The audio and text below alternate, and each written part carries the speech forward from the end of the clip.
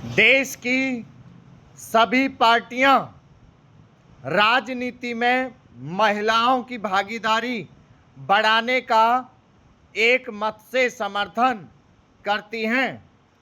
संसद और विधानसभाओं में महिलाओं को उचित प्रतिनिधित्व सुनिश्चित किए जाने के लिए 33% आरक्षण का विधेयक पारित करने में भी सभी दलों की भूमिका रही, मगर महिलाओं की नुमाइंदगी के सवाल पर संजीदा दिखने वाली लगभग सभी पार्टियां क्या तब तक इस मुद्दे पर ठोस पहल नहीं करेंगी जब तक विधायिका में आरक्षण की व्यवस्था व्यवहार में लागू ना हो जाए।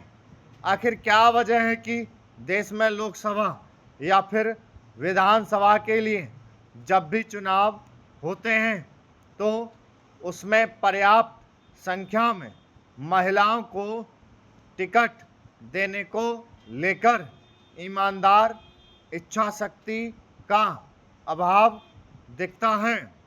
गौरतलब है कि 4 राज्यों और एक केंद्र शासित प्रदेश में हुए विधानसभा चुनाव में सभी पार्टियों की ओर से जितनी महिलाओं को टिकट दिया गया और उनमें जीतने वालों की जो संख्या रही वह महिला भागीदारी के सवाल पर राजनीतिक दलों के प्रचारित सरोकार के प्रति ईमानदारी को कटघरे में खड़ा करती हैं।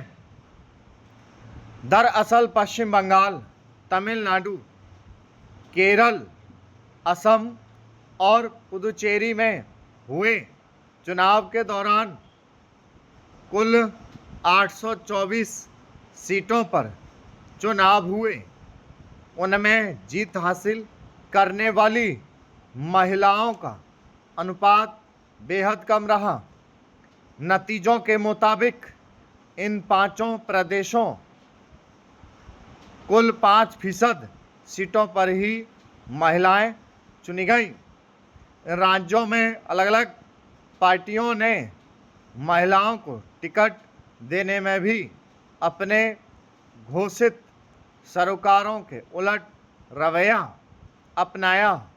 मसलन पश्चिम बंगाल में 207 सीटें जीतकर सबसे बड़ी पार्टी के रूप में सामने आने वाली भाजपा ने सभी 294 सीटों पर अपने उम्मीदवार खड़े किए थे, लेकिन उसने सिर्फ 33 सीटों पर महिलाओं को मौका दिया था, जबकि तृणमूल कांग्रेस ने अपनी उम्मीदवारी के 291 सीटों में से 52 महिलाओं को टिकट दिया था।